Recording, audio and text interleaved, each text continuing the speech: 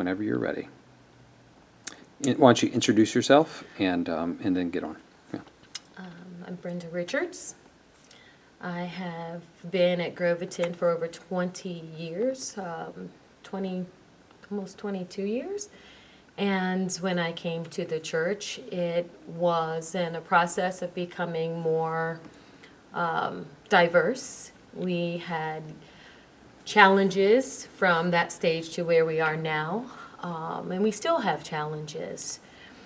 The number of things that I have learned being in a church that has grown from being very few to many more of all kinds of people has been being intentional and being honest and true about the what, the why, and the when is very important. To one, being mindful and prayerful of what God is doing corporately and individually is crucial.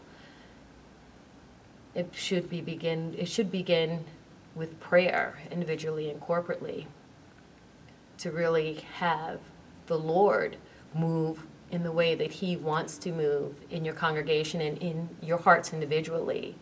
Unless the Lord builds the house, it's in vain.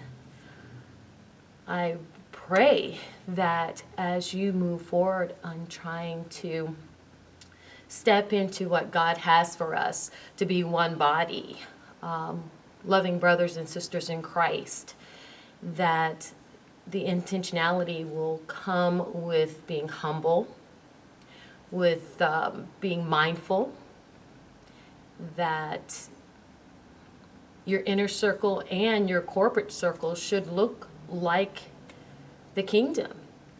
It should be a tribe of everybody. Everybody has that place at the table, and it isn't always easy moving out of our comfort zone, but it is worthwhile. When I think about how uncomfortable it was for Christ to go to that cross, that it was so difficult that He was, beads of blood. So how can we expect for this to be easy? He didn't go to the cross to be politically correct. He went because of His love and the Father's great love for us. And in that, we must have great love for each other.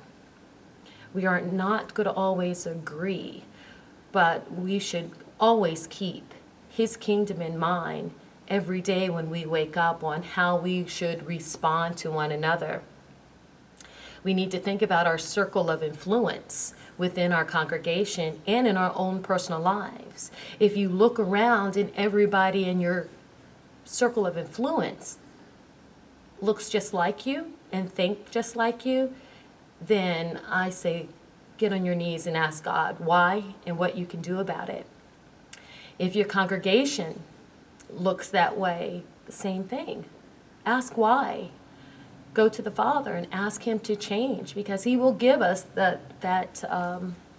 those hopes of our heart, that desire according to His will.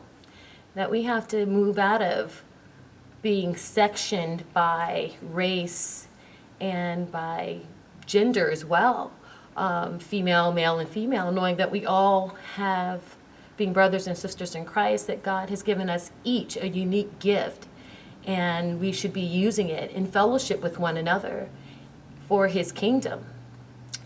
I love thinking about Revelations. I think it's in chapter 7 that talks about every tribe, every tongue. I can just imagine how magnificent that's going to be. And if we keep that in mind, it would make a difference every day when we are interacting with people. If we can be so loving towards the unbeliever, but yet so contentious against believers in the body of Christ, what is that saying to the unbeliever? We have to love one another. And will it be hard and difficult? Yes. Will it continue to be hard and difficult? Yes. That's why His mercies are new each day, that we have to go before Him and know that this will all work out. We have His promise. We know that.